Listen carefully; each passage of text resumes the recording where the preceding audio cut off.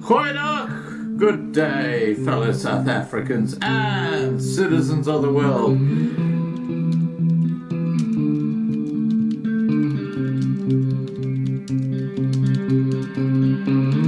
I've been looking around for salvation. I've been looking around for the truth. All around me I see frustration, and I looked all over till I found you. I sit and listen to your stories, and you're telling me, please don't worry. There's a lot in this world you should know,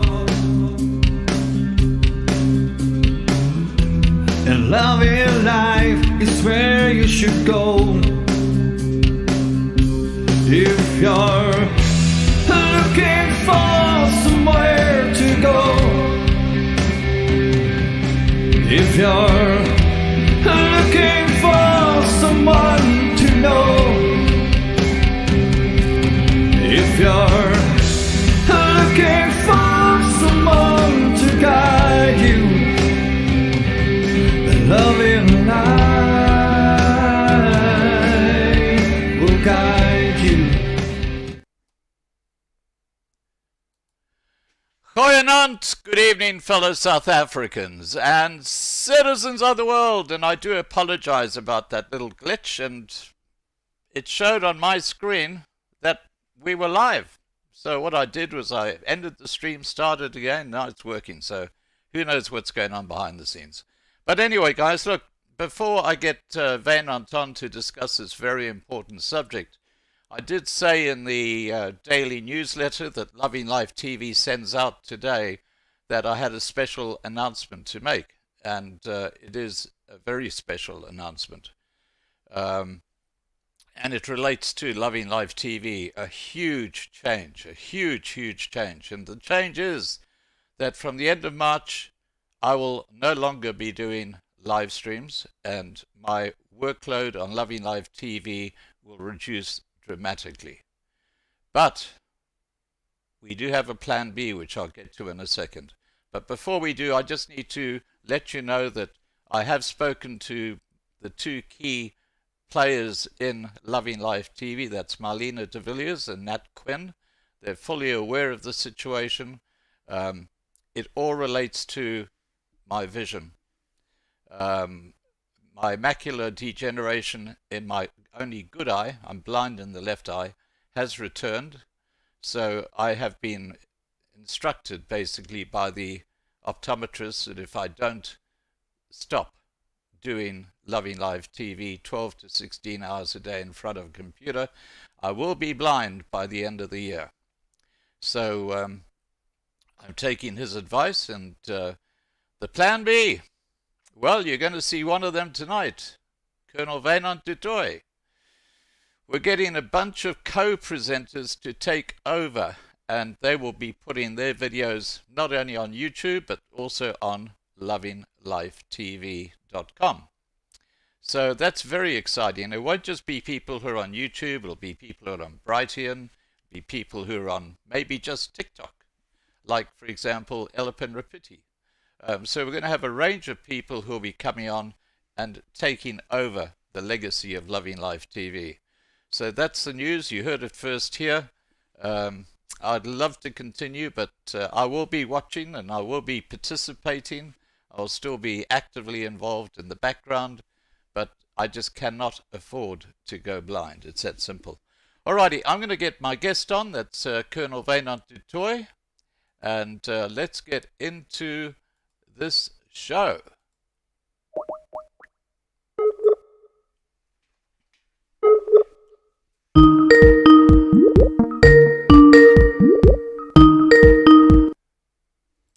Hi, Wynand. Okay, we'll just try again.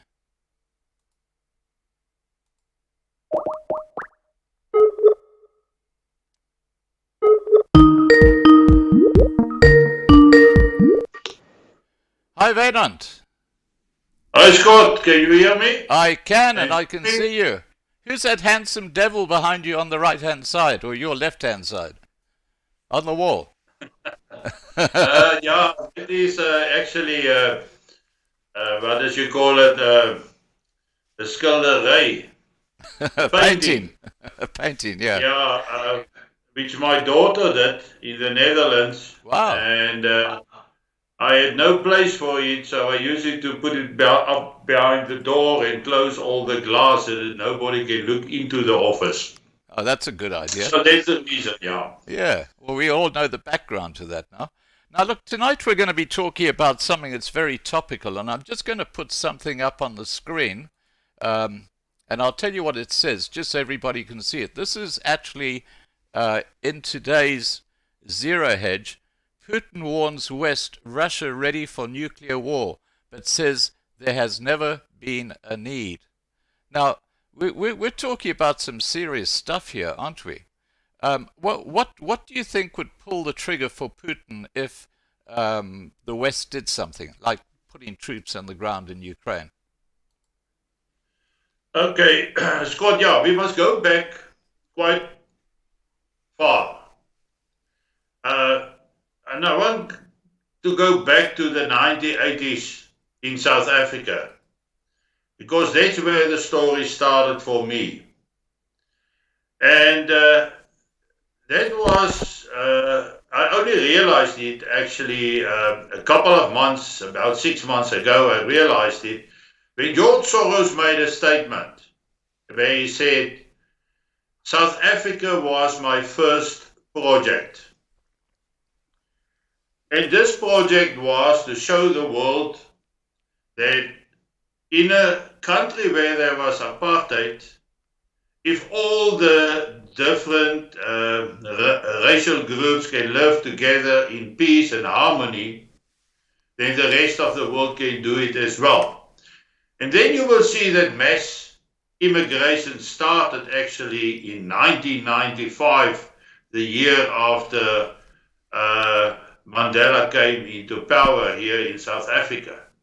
But then, just to keep that up as background, we have seen how the world has become more authoritarian, the leaders have more say, more rights have been taken away from ordinary people. We have seen the COVID lockdowns. We have seen the media censorship, social media censorship, how they've taken people off social media, blocked them because of what they said. And we must always bear in mind that the media, whether it is the written or television or radio or social media, that is a weapon to be used during a war or war time. So whoever makes the best propaganda and say the most stuff, and those people that stuff is being read the most, is the people who wins this information or then propaganda war. And we have seen this, the COVID, the lockdowns, we have seen how the people's warning against the vaccine has been taken down and they were accused of fake news and all that type of stuff. They even had some people to fact check, and only the stuff that is according to a certain playbook or scenario is being considered as correct, and the opinion of the rest of the people was gone.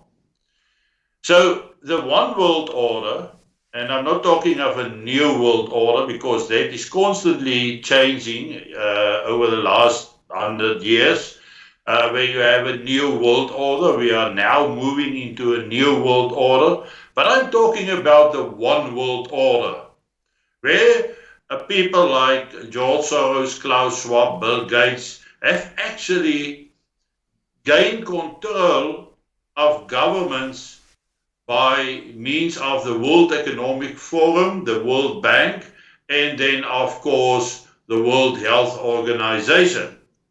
So, by giving out loans to countries, they have basically forced them to be on their side or to exercise whatever they dictate, to be part of this global reset that is happening on all the different levels.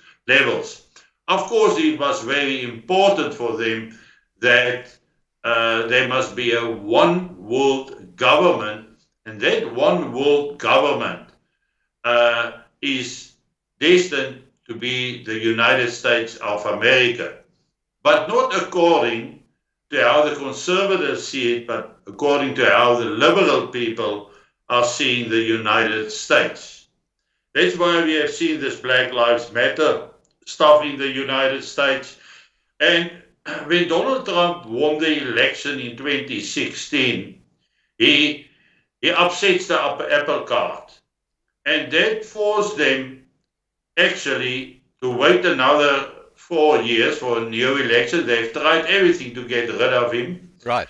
And they realized, well, he can be elected again. So they got to get rid of him even after he was the president. And one day I was having an interview with Chris Wyatt live. And I told him, Chris, if I were your enemy, I would have attacked you now. And he said, why? I said, because the United States have never been as weak as they are now.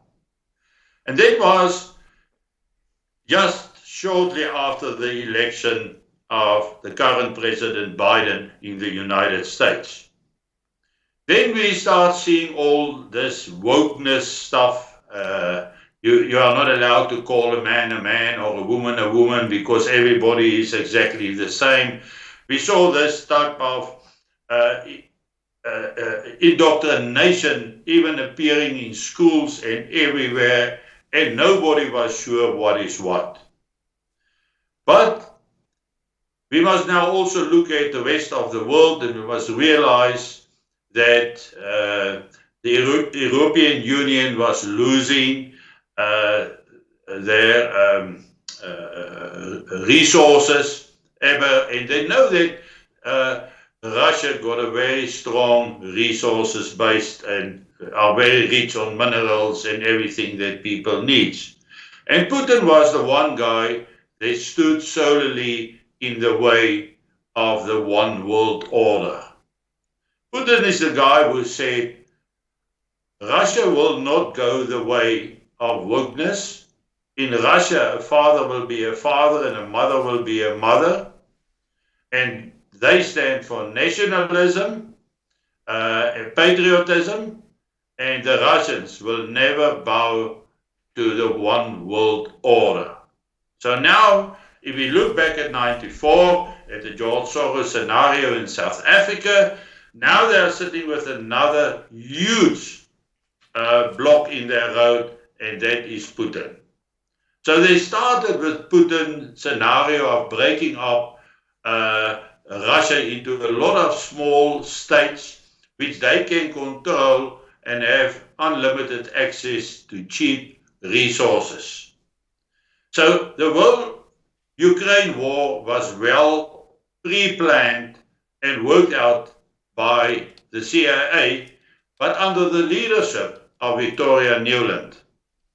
Now, and this is going to play a big role later when we come to South Africa. So we are sitting with a situation now where the war has started in February 24 of February 2022.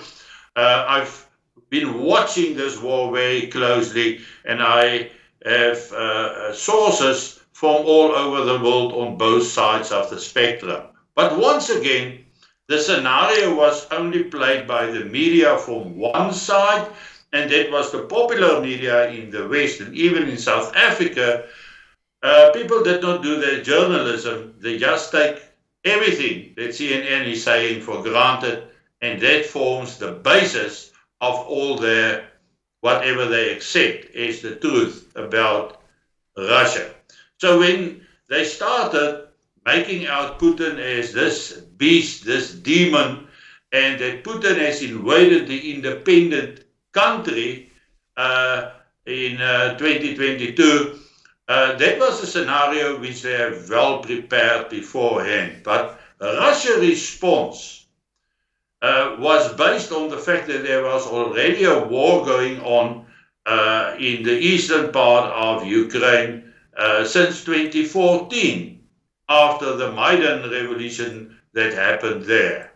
But the West was so used to winning wars, small wars against Iraq, Afghanistan, Libya, and those places, by always deposing of the leader of the country and getting control. So they thought that they will be able to do the same with Russia. They will be able to create a Maidan revolution, a color revolution inside Russia.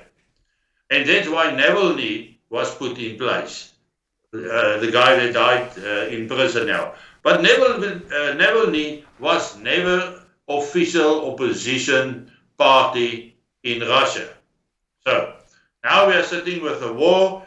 Russia warned and warned and warned, and I was listening to it as it builds up to 24th of February 2022 before the invasion happened. And when it happens, Russia was the monster who invaded the independent country, while it was actually only trying to preserve the agreement of the Minsk agreements. In the Minsk agreements, later on, Angela Merkel, she acknowledged the fact that they only signed the Minsk agreement to buy Ukraine time to build up its military. And at the time when the war, the invasion by Russia started, Ukraine was the largest army in the whole of Europe, and also the strongest, being trained since 2014 by the British and the United States specifically. So that scenario is still playing out. But the Russians follow a very good strategy, and that is the strategy of bring it on. So they went into the defensive positions, they dug in very well, and the Ukrainians, with United States support and encouragement especially, kept attacking the lines of the Russians, and the Russians have actually decimated the Ukrainian armed forces. They've destroyed the Challenger tanks, some of them, the Leopards, the Abrams tanks, all of them being destroyed. Sorry, Scott? Yeah, the Abrams tank as well. Yes, and the HIMARS and everything. And you know, all those stuff was red lines. Only financial support in the beginning. Yeah. And then HIMARS, then Western tanks, then Abrams tanks. And the next thing up is now, of course, okay, Patriot missiles also came in. And the next thing is now F-16 fighters. But in the meanwhile, come in. Sorry, Scott. Here's my coffee. Hi. Thank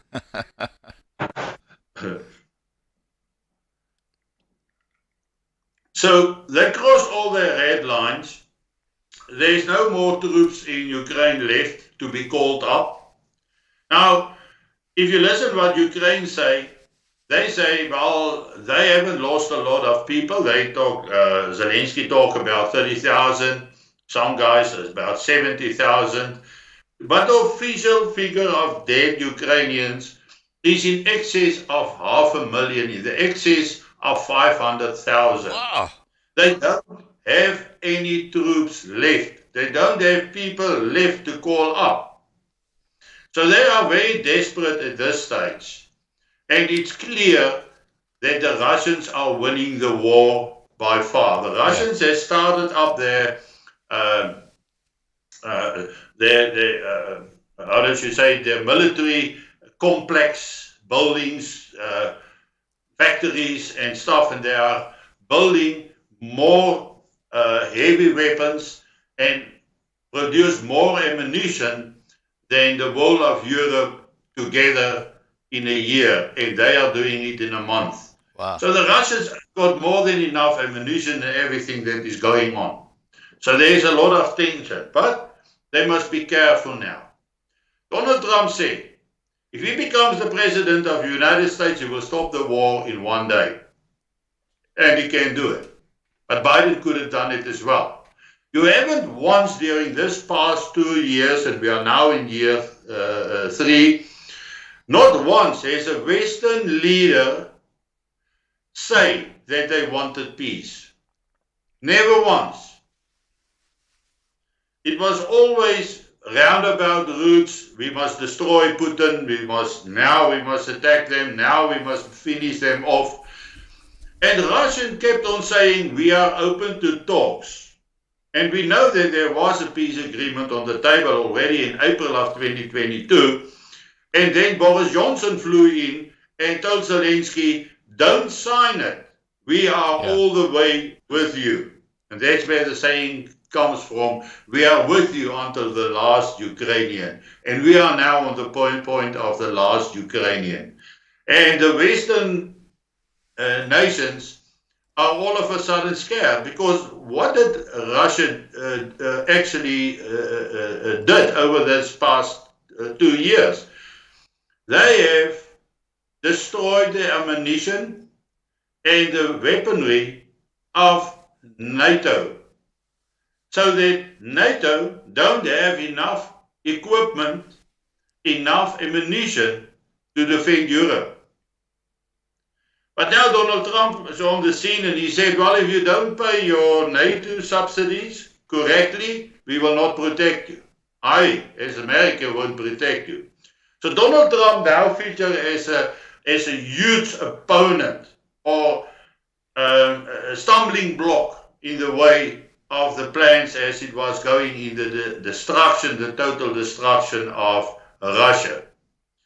And we have now already seen all the escalation in the war. First the HIMARS, then the tanks, and then everything which they said they are not going to send to Ukraine. And they've done it. They've crossed that red lines. So now we have come to the point where if Donald Trump comes into power, it is the end of the one world order. It's the end of the World Economic Forum and the end of the World Health Organization, and it's the end of the United Nations. Well, he's got to come in then. He's going to go after them. And now Donald Trump has become the candidate officially for the Republican Party. And Biden has become officially the candidate for the Democratic Party. Now we see all the internal problems along the southern borders of the United States, the role that Texas has started playing.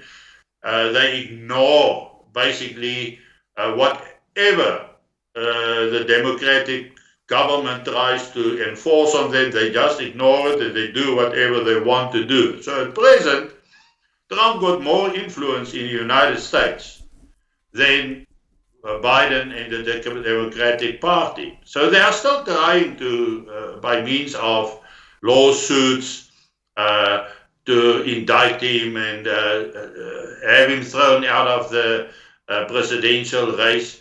But if they take Donald Trump now out of that race, for some other reason, the United States is going into a civil war. If the election happens and Donald Trump wins, it is the end of the plans in Russia. In the meanwhile, bear in the back of your mind that France was chased out of all the African states. They don't have access to those resources anymore. So they are becoming desperate, and that is why Macron is now starting to say, well, maybe we should put boots on the ground in Ukraine. Okay. And immediately after that, everybody says, no, we won't do that. And 4 days later, there is small voices going up. Maybe it's not a bad plan. Maybe we should put boots on the ground. But we see also the rise of conservatives, the farmers, everything, all over Europe and even in the United States. They are coming, they are standing up against this incompetent leaders that the West are having at this stage. People that don't realize the danger. Now, in all the years where the United States during their war games was, I'm talking of a war game, where they were in direct conflict with Russia or previously with the Soviet Union, it always ended in a nuclear solution. Without nuclear, the United States was never in the position to beat Russia in a war. It always comes down to a nuclear solution. But the Russians are ahead on the nuclear program.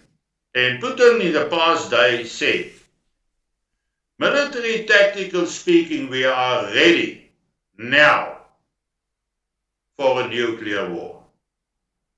Because France said boots on the ground. That is what Biden wants. They still want to send more weaponry and money to Ukraine. And the war is escalating. They reckon that there is an extremely large number of NATO member countries, soldiers under disguise as mercenaries already in Ukraine. And Putin said, if the United States officially put boots on the ground, there will be a war escalation. It will go and, yeah, he hasn't said he's willing to use nuclear weapons. He said we are military tactical ready to use it.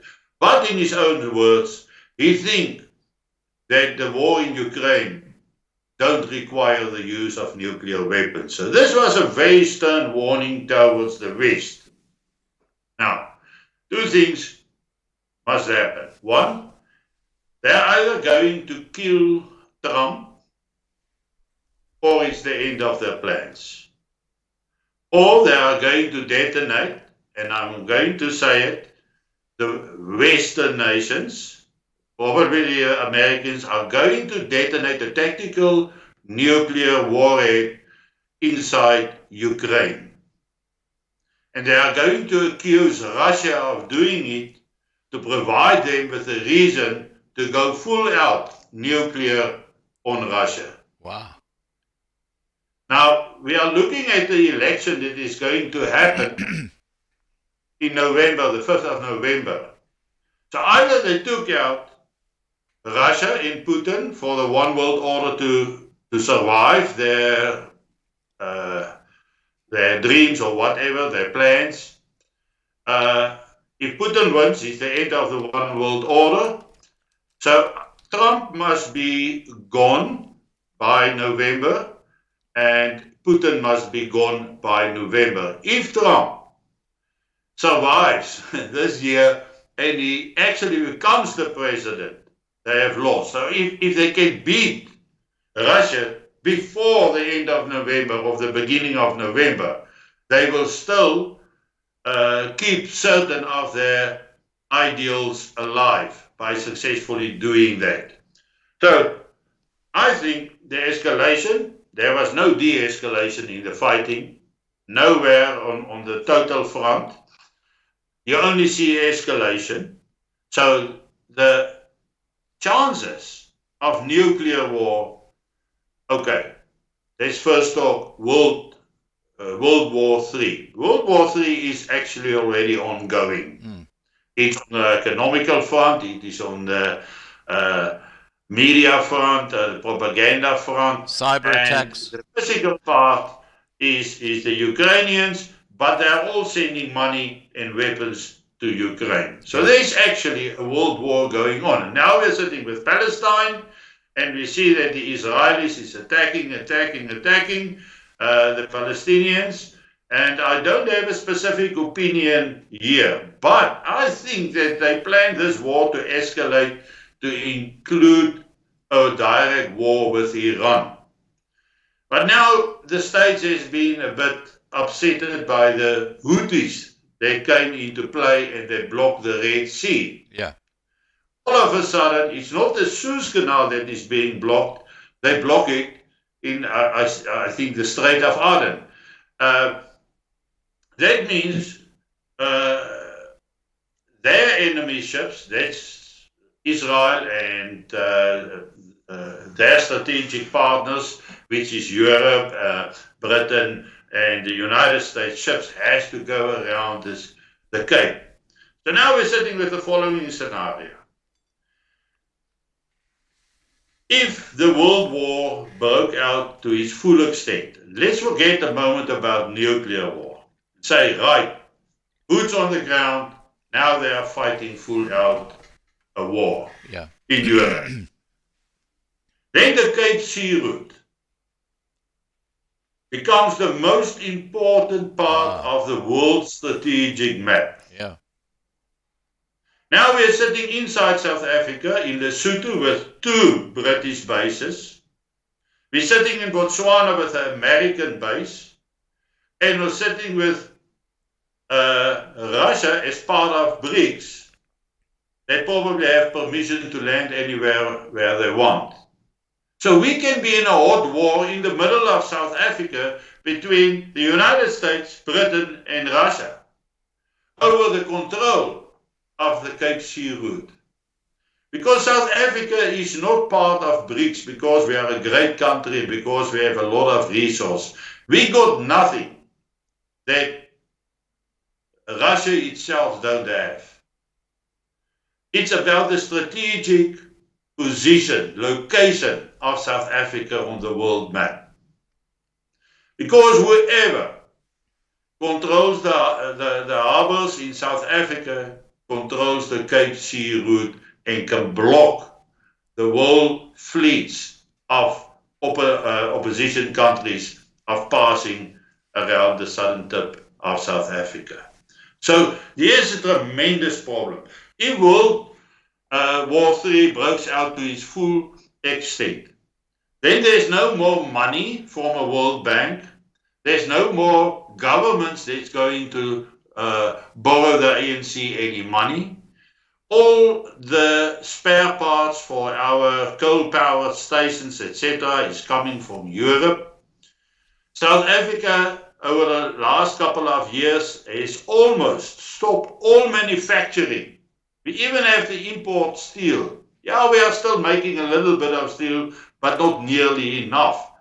All the iron ore is running out to China, elsewhere in the world, and then we have to re-import the worked product. So we are exactly where the rest of Africa was kept over the past 80 years or 60 years. So there's no manufacturing in South Africa. Very little oil refineries are still working. So we are reaching the point where we are totally dependent on all processed materials from the rest of the world. So if the rest of the world is going into a war, there's no money in South Africa, Eskom will collapse. It can collapse without the world war breaking out, but that will quicken the process and will put us in a position where we cannot restart the grid. Then we are sitting with anarchy in South Africa.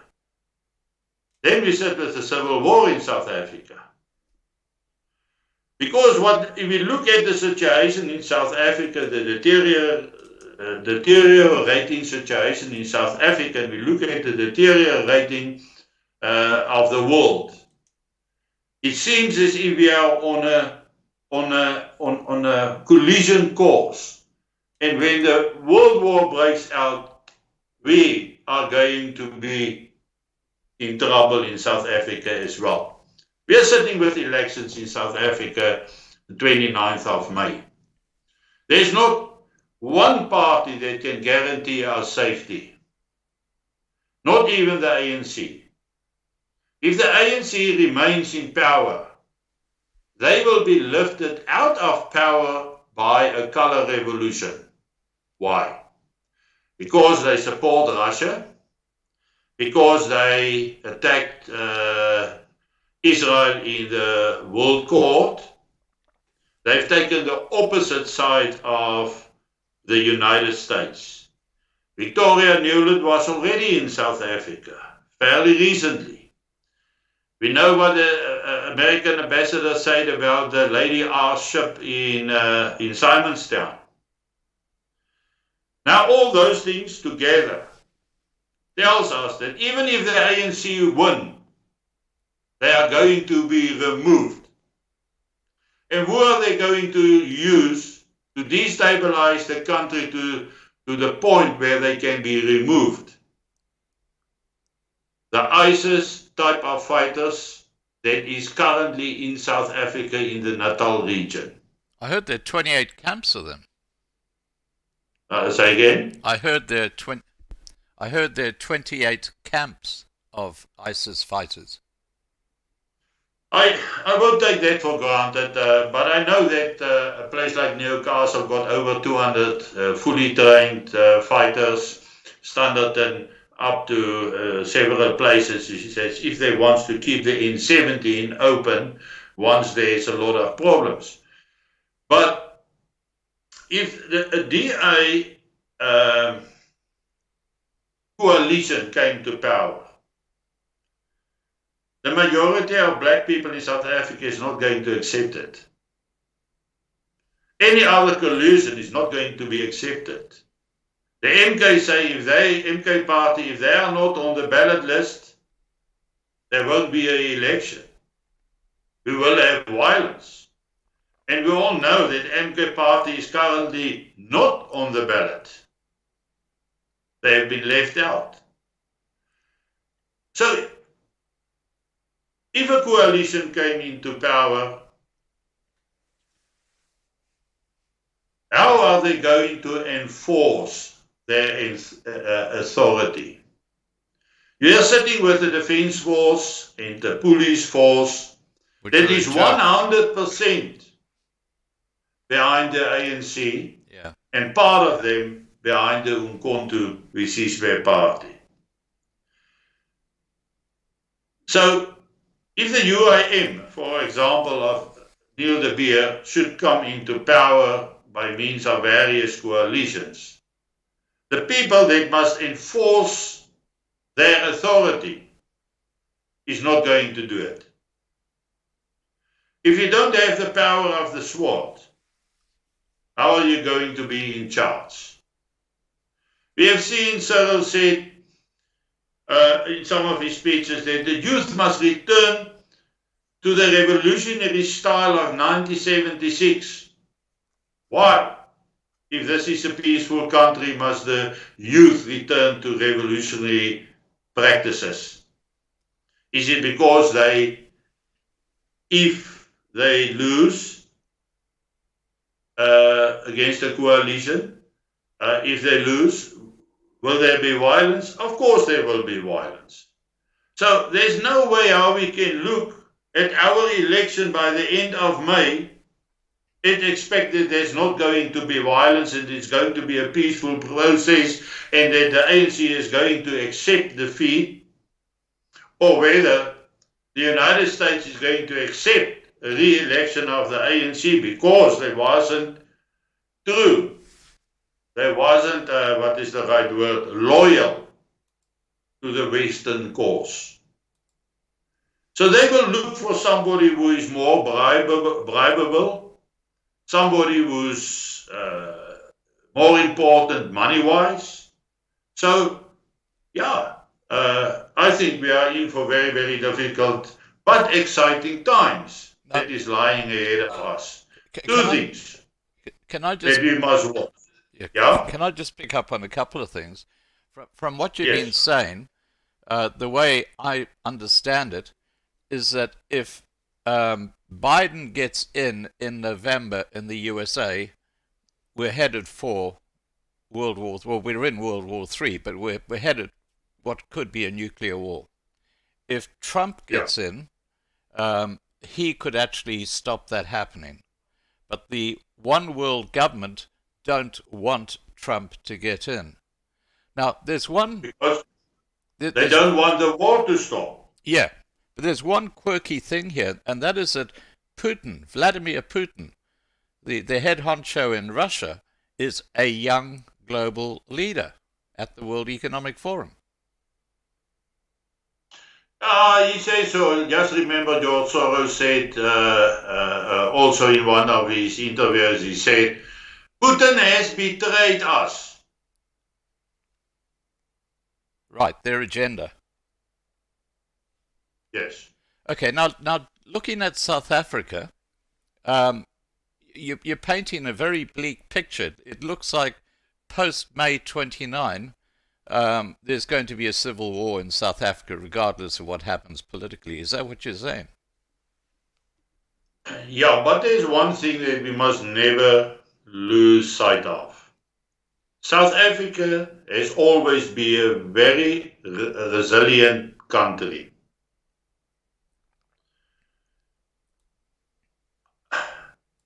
I cannot see into the crystal ball to know exactly what is happening. All I know is that we are heading for a very difficult time. And that difficult time can lead to various things. It can lead to excessive violence, but there is still control. It can lead to anarchy where there's no control.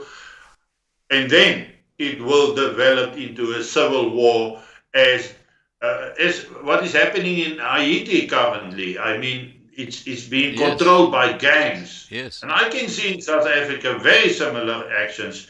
Gangs will be formed, warlords will run certain areas, and they will take what they want.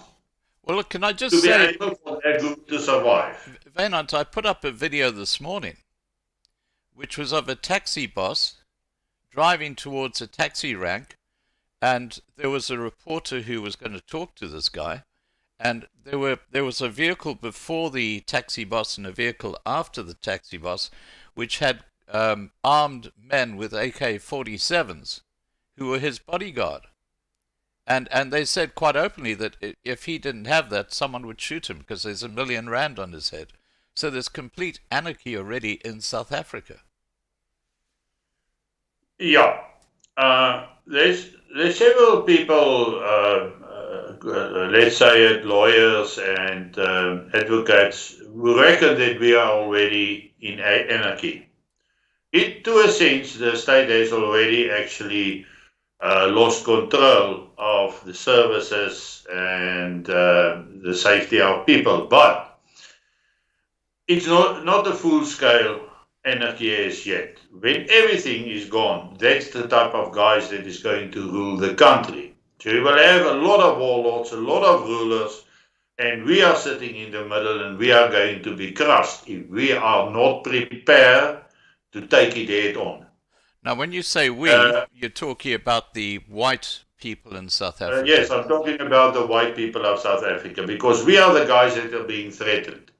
Whenever there's something to blame, it is apartheid, colonialism, white people. They never blame the colored people. They never blame the black people or anybody. It's only us that is being blamed. So we immediately, in the back of the mind of whoever is violent, will always consider a white person as a target. And you can do for them what you want, but when that happens, you are gone, no matter how many money you have given to the MK party or to the ANC, you are gone. But there is something that I wanted to add now, and let's just think a little bit on it. What was that? Okay, let's carry on. Okay, Scott. Yeah, okay. Next question. Yeah, next question. The Central Intelligence Agency, They've got sleepers or basically operatives all over the place in all different roles, and they obviously have an interest in what's going on in South Africa. Will they play a role during or immediately after the elections in South Africa? Yes, they will. The only reason why they are very quiet at the current moment is they are also waiting for the election to happen to see who comes into power. But if the ANC retains power, whether that is by a majority or by a coalition, we will have a color revolution in South Africa, orchestrated by the CIA. That's why you are finding this large group of young men, military-aged men, traveling from the north of Africa down to South Africa. Some of them are caught, but most of them are getting through to South Africa. So we are in for a rough ride, Scott. And I know there's lots of people that differs from me and who don't see it this way. But I think we must look at every possible scenario. If we are not preparing ourselves to face all different scenarios that might play out in South Africa. You know, we are sitting with land claims of Lesotho. You know, they claim, and that was in the resolutions accepted in 1962 already, where Lesotho and Swaziland and Bechuanaland was put under the protectorate of the Britons, of the Brits. And they still got their military bases there, except Botswana now, they have traded positions with the Americans, who is now actually more in control of Botswana. But if you look at the land claims of Lesotho, it's the whole of the Orange Free State. It's the whole of the northern part of the Eastern Cape, the southern part of KwaZulu-Natal, a part of Mpumalanga. And if you look at the land claims of Lesotho or Swaziland, parts of Mpumalanga, Bosbokrand, and the northern part of Natal, then only the Zulu kingdom remains. We got an agreement with the what is you call it, the Muslim Council in South Africa for mutual protection of food production. That's what is going on, but they are the only group that is left. Then you look at all those land claims, and if the Brits are using Lesotho as a proxy force, and when anarchy breaks out in South Africa, Lesotho invades the Orange Free State. Within 2 hours, they are in Bloemfontein. Wow. What then? Should we be prepared for that? Should we look at the possibility that the United or that the African unity, is that the right word? African Union. The African Union, yeah. The African Union can on request send in a stabilizing force. And when the dust settles, there's a new government, a new constitution, and chaos. But the fact is, we, not understanding what the situation is, what the scenario is that is playing out, we are in exactly the same position. We are going to be caught up in the crossfire of all these different groupings, gangs, warlords, stabilizing force. South Africa is heading for something that will make Haiti looks like a school picnic. Wow. Now, I just want to interrupt you for a second. We've got about close to 200 people watching on YouTube and about 650 watching through Loving Life TV. So we've got close to 1,000 people watching. For those who haven't already done so, please do register on lovinglifetv.com. There we can say what we like. There's no censorship. We discuss issues which I can't mention now because we're actually on YouTube. But yeah, if you go to lovinglifetv.com, you'll get the gist of what I'm saying. We also have an excellent forum there, and that forum has a huge PDF library. There are lots of videos linked. There's a lot of information. We have a daily newsletter that goes out with about 20 to 30 links to articles, topical issues. So it's probably South Africa's most comprehensive news platform, and it will be having new presenters coming on very shortly, which is something I mentioned at the very start.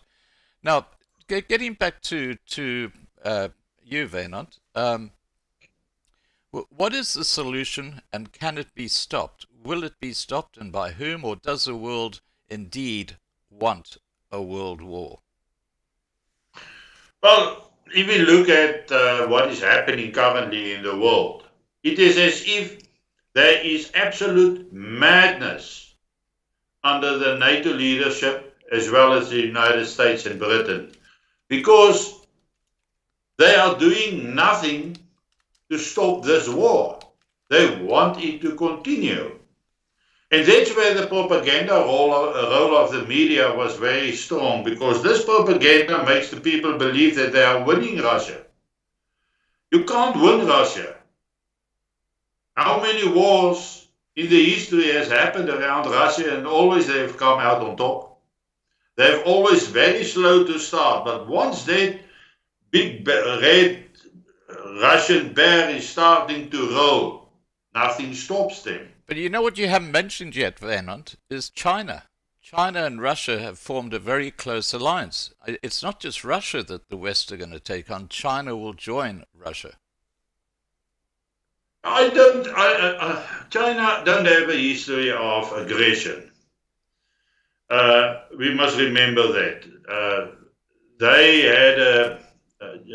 were subjected to the invasion of the Japanese during the Second World War. And since then, they have quietly built up their forces. They've got a very large land force. They are building extremely fast on their navy and naval capabilities. But the problem is, whenever the United States decide to open an East Asia conference, then China is not part of it. And China is saying, why are these people forming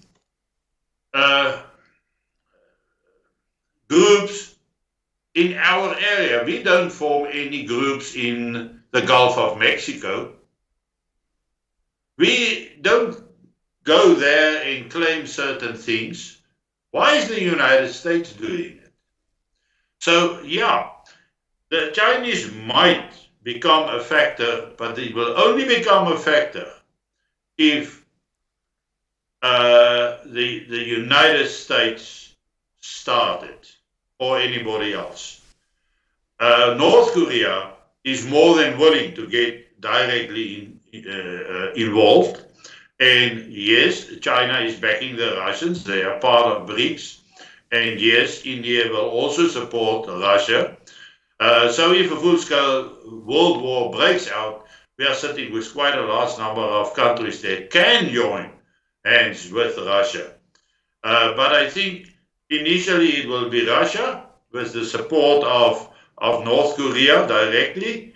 And then maybe if the situation escalates to the nuclear phase, or where Russia is indeed being overrun or threatened, maybe then China will get into the action, involved in the action. But I don't foresee China at this stage getting into the war. Right. Now, just with the nuclear war side, it's interesting because the equator seems to be like a dividing line on how the winds, the winds seem to stay on, north or south. They don't seem to cross into the other side. If there's a nuclear war, obviously one of the greatest dangers will be the radiation that's the aftermath, and that'll be in the air. So if you're in the northern hemisphere and there's a nuclear war, that's where I would say probably 99% of the nuclear missiles or bombs will actually be exploded. How will the South be impacted by a nuclear war in the North? And what would happen to the people living in the North if you take the incredible power of the nuclear weapons that the world has got today? Yeah. One must bear in mind that not all the people will be killed by a nuclear war. There will be a lot of survivors, but radiation will be a very big factor that will play a role. And I think that most of those people that survive the war will try to get in the southern part of Africa. I can imagine that the Germans will try to get to Namibia, the British maybe this way. But we will see people getting out of Europe when that happens. But we must remember one thing, and that is the fact that we won't be able to get the stuff that we used to got from Europe, which means we will also go back 100 years in time, if not further. Wow. The direct effect of nuclear war, people nowadays, I've heard some of the senators and the congressmen in the United States saying, yeah, but we can fight a nuclear war and we can win a nuclear war. But for the people who know, will tell you there's no winners in a nuclear war. Everybody is losers. Nobody is expecting Putin to start a nuclear war. I think he's the coolest head on the block. And as I said earlier, they will probably do a false flag operation in Ukraine, because the West are willing to sacrifice everyone in Ukraine, and then have a good reason to start a nuclear war without. They will probably want to do a first strike, and there we must look at the policies. You know, all the years, both the United States and Russia had the policy of only a second strike. We will only use nuclear weapons when we retaliate.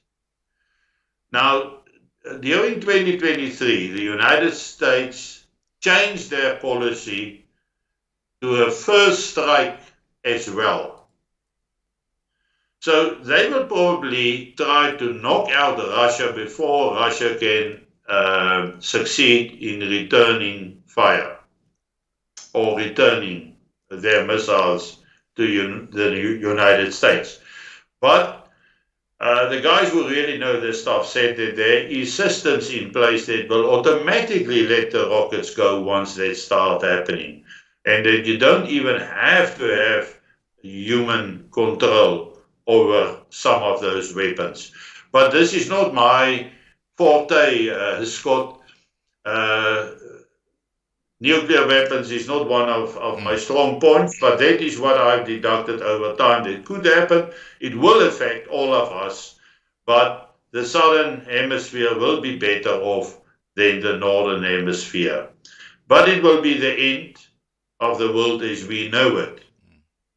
And Putin has many times warned about that. He said there is too many people who don't realize that once we start firing these weapons, it is the end of the human race and human existence as we know it. We have never been so close to nuclear war in the history of nuclear weapons. Okay, Never. Can I just give a comparison? Back in 1971, I think it was under Khrushchev, the Russians were going to put nuclear weapons on Cuba, and JFK said, I think it was JFK, said, if you do that, we're going to start a nuclear war. Now, it's a little bit hypocritical when you take the proximity of Cuba to, let's say, Florida in America, and you take the proximity of, let's say, Sweden to Russia, and NATO is saying, well, it's okay if we do it, but not okay if you do it. Yeah. But let's look at the so-called Cuban Missile Crisis for a while. You know, Western people don't understand Russian. They don't understand Chinese. They don't read Chinese or Russian newspapers. The only newspapers they can read, news broadcasts they can understand, is what is coming out of the United States and Europe as a whole. The Cuban nuclear crisis started when the United States deployed nuclear missiles in Turkey. That's how it started. And in response to the nuclear weapons in Turkey, Khrushchev placed the missiles in Cuba. And there was a trade-off. Okay, we will remove the missiles from Turkey and you remove the missiles from Cuba, which they did. But the only propaganda that ever reached the ears of the world is the Cuban Missile Crisis. The first part, where the crisis was first created, is being ignored by historians. But people can go and check up on this. They can go and have a research. You will see that once again, it was the West that placed the missiles first. And we are sitting in the same position now. If the United States is arming Ukraine and helping Ukraine to attack Russia or to feed that war, what if Russia has done the same and put military bases and armed, for example, a place like Mexico? Yeah. How would the Americans feel if there's atomic weapons being based in Mexico that is facing towards the United States? They will and can never allow that to happen. Why do they then expect from the Russians to allow the natification of Ukraine? After they have agreed by the end of the Cold War that there will be no eastward advancement of NATO because there was no more a reason for NATO to exist.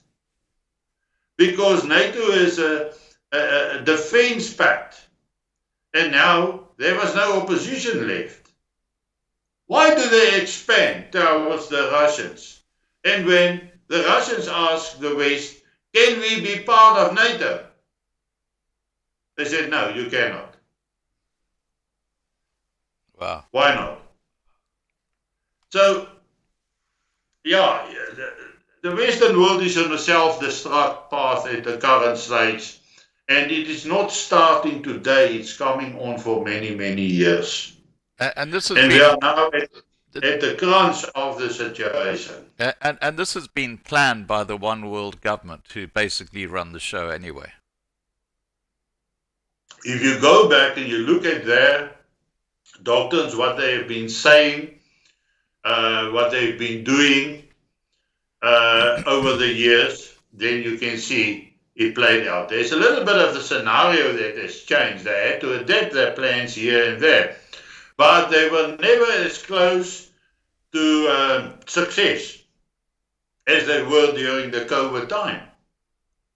Then they were very close to it. You must remember that they want to reduce the population of the world. Yeah, yeah. I had a meeting with a guy down in Cape Town.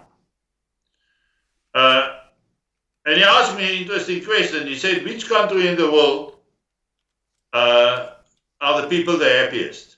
I said, no. I don't know. He said, Sweden. I said, why Sweden? He said, they only got 5 million inhabitants.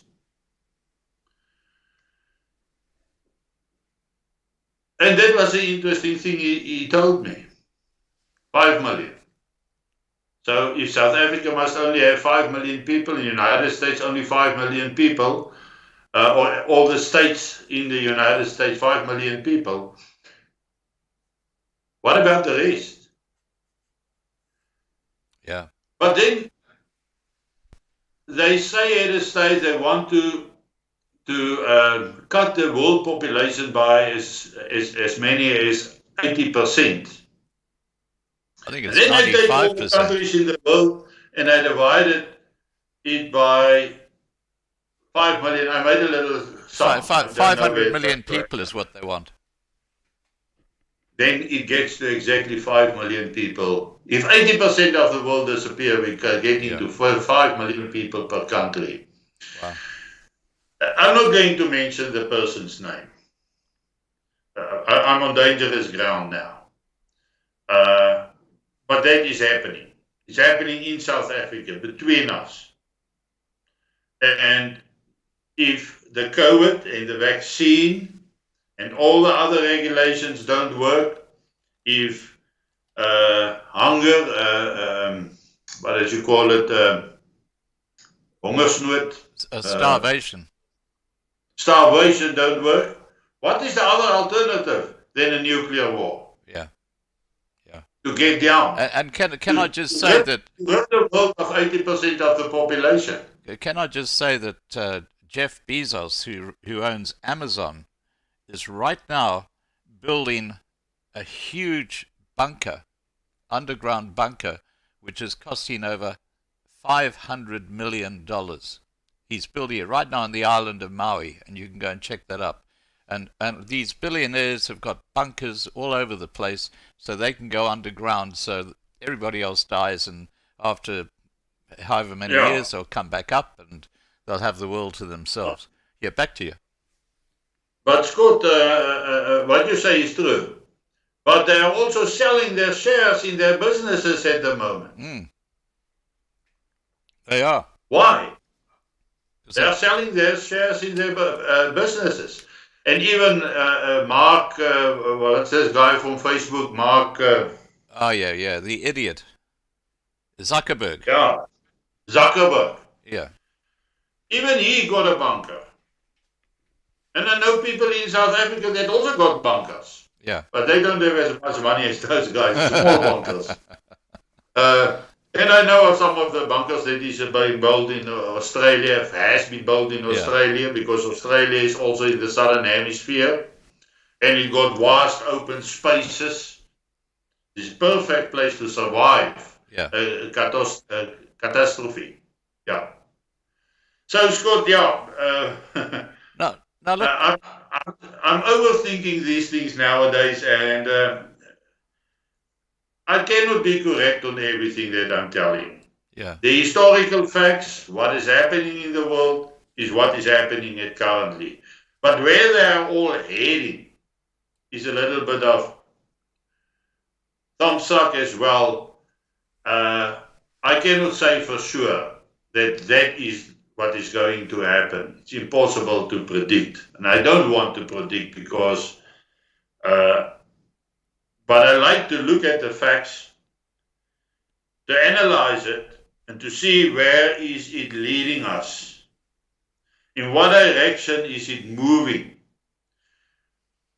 The least that I can do is to warn or try to warn people that is willing to listen that there is a huge, very difficult time on its way for us here in South Africa. But not only us, for the whole world. Because whatever is happening in the world have an influence on South Africa, and whatever happens here has an influence on the world.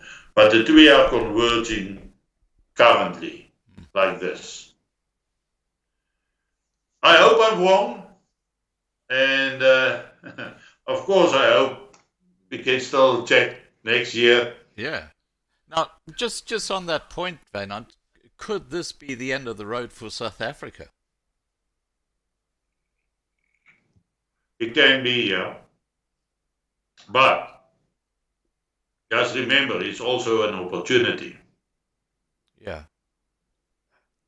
So, all right. I guess the elephant in the room then is, what advice do you have to people living in South Africa to protect themselves and their families? Well, Scott, I'm talking every day about it. First, you must recognize that there is a problem and that there is a possibility of a catastrophe, that there's a possibility of violence and of anarchy. If there's no electricity, there's no water, there's no sewage being pumped, there's no food being delivered, there's no fuel being delivered. So everything as you know it will come to a standstill. The only way to survive that is to either hide for a considerable time at a safe place, don't let anybody seize you, try to get out later, or get out of the cities before it happens. Where would be the And, safest place in South Africa to move to? well, we must look at the process of osmosis, as we have all learned in the Skynat, yeah, in the, what is the classes now, wetenschapklasse. Uh, but we have learned that if there's a high concentrate and a low concentrate, the natural flow will be to the low concentrate. Right. We can expect that to happen in South Africa. So we must look at the high populated areas and where is this least populated. Now, if we look at the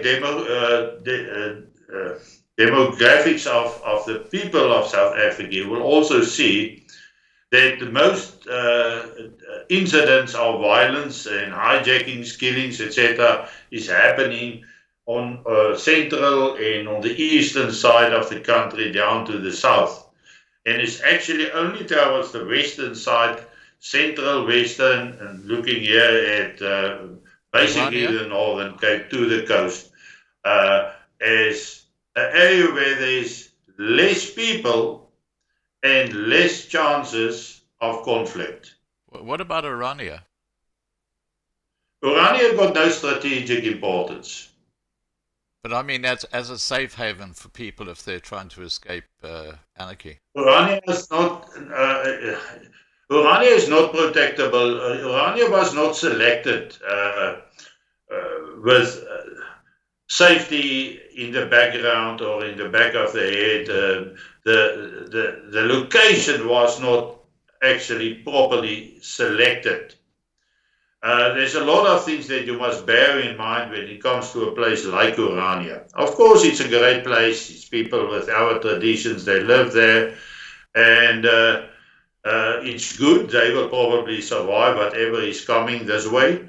But we must look at a much larger picture. If we talk of a possibility of up to 2 million white people fleeing from the cities in a western direction, there's a couple of things that we must do. We must create life for them. We must protect them. We must be able to feed them. We must be able to let them live in a humane way. We must not misuse people. And we must not misuse the situation in which they are. So what my organization is standing for, SBB, is standing for all our people, for a whole area. And we must protect the integrity of that area. We will stabilize the area inside so that people can live. And where we can start life again and can start rebuilding life and safety and a prosperous future again. But we must start somewhere. And this is the best area to do that because this is the only area which we can cut off on a collapsed infrastructure of ESCOM and restart the system and have electricity and have the farmers being able to irrigate.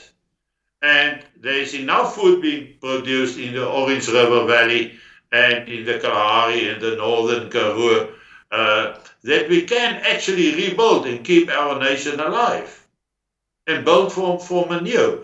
And Urania is lying slam bang in the middle of that area. Right. So if we succeed, then they are safe, Now, just as everybody else in the area.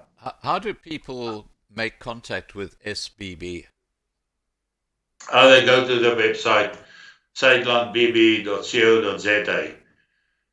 In other words, Saidland, Yep. beer, Yeah. .co.za. Right. And they can join up through that. Once we have the full processed application in our midst, then we will put them in a position, in a place, a function that what he must do, and then he will receive all the necessary details on what to do. Right. We stand, our vision is the survival of our folk, our nation. Nobody else is going to look out for us. Yeah. If we look at what is happening in Palestine, whether it's right or wrong, what is happening in Haiti, we must bear in mind, nobody is going to give a damn about a few whites in South Africa. Right. So we got to do it ourselves. And that's exactly what we are doing and what we are planning on. And to protect our people, to be there for them, to provide them with living conditions, to restore services, internal stability, and of course, protect the borders of the specific area. Right. And then to expand. Now, I've got a few questions that have come through from the side chat, but I'm just going to put one to you. Michael Lawson has asked, please ask Wynand about the ANC youth from 13 to 16 years old being trained in military bases over the last 5 years. Yeah, he's wrong when he talked about the last 5 years. That call came actually about middle of 2023. The call that I mentioned earlier, where I said Ramaphosa said the youth must return to the revolutionary status of 1976. And there is movement in most of this larger squatter camps, not squatter camps, but living areas like Soweto, Alexandra, where these guys are gathering, the youth are gathering now more and more regularly. So, and of course, there will be physically training as well. We have seen some footage of that that has gone viral. We saw now that Lesotho from Gauteng is so assistant police force that he created of 8,000 men, which are being trained in military bases all over South Africa. But we must bear in mind that the training is not necessarily of a very high standard, but still, they are issued with weapons. They are employed, and I think in the end, Lesotho will become a warlord, and that is his basis to protect him and whoever is close to him, because they are also see what is going to happen in South Africa, or think, what if it happens?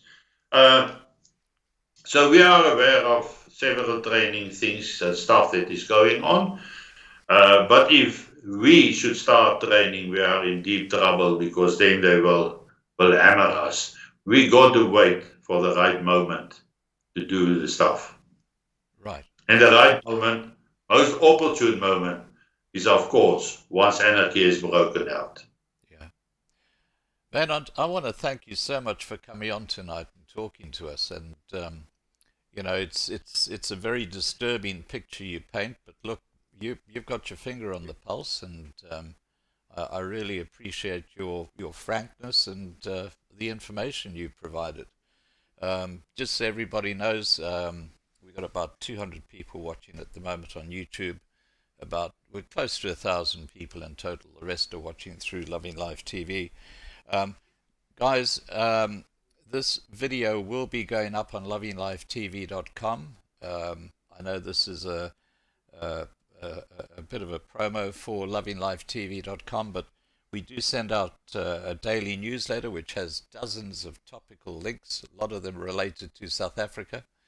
And below this video, by the way, I'll be putting the website address to saitlanbb.co.za, so you can contact Wynand and find out more about his operation. Wynand, just in wrapping up, is there a final comment you would like to make to people? Yeah. I try to find in what I'm saying, what I'm analyzing, I'm always looking for the opposite. In other words, something that shows me that whatever I'm seeing that is going to happen in South Africa and the world is not going to happen. I'm searching for the other side, for any positive sign that this what I'm talking about is not going to happen.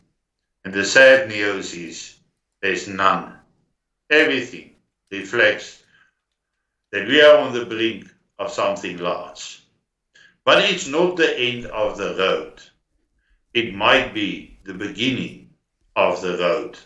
And we must look at it that way. Maybe we must go through this very challenging time to get what we all are praying for, safety and peace, and the right to work, the right to live, and the right to have a future in this country. Maybe we have to go through a difficult time to get out on the other side and to look forward and to see indeed there is a future for our children and our grandchildren. But someone must move this thing. Somebody must do it. And that somebody is myself and everybody who is feeling like I am feeling. Our values, our way of life needs also to have a right to exist. And freedom of religion, freedom of speech, freedom of our culture exercises and what goes with it is very important and must always be high on our agenda. We must be proud South Africans once again. Wynand, I just want to say one little closing comment, and that is that Sina van Rensburg talked about the man in the brown suit who would lead South Africa out of chaos. Are you that man? I don't think so, Scott. I'm not any man. I'm here due to circumstances. I've ended up here this way. My road began a long time ago when I was a prisoner in Angola during the border war. That's where my road, the lonely road, started. And since then, my life has worked in such a way that I learned more and more lessons, I have more and more time to think. And I've ended up where I am now. I did not plan it. I actually just wanted to continue to write my books next to the sea. Now I'm in Uppington, of all places, but this is the most strategic place. So I don't see myself as that man, and I don't know whether that man is necessarily exist. But if that is what the Lord wants me to do, then here I am. Fantastic. Wynand, thank you so much for joining us tonight. And if you can stick around for say 15 minutes, I'll have a quick chat to you on Skype after I've wrapped up this live stream. And Okay. yeah, we'll we'll catch up soon. Take care. Yeah. Okay. But you phone back. I'll call you back. Yeah. You go and get another cup Okay. of coffee and relax, and I'll give you a call back shortly. That's great. Thank you, Scott. Okay. Cheers, Wynand. Bye. All right, guys. That was Wynand, and we were talking obviously about what's happening in the world today, and yeah, what a forecast on where things are going. Well, there's one thing about the Boer. They are resilient and they always come out on top. So let's go out with this little theme song, shall we? Which is very relevant to this subject. Here we go.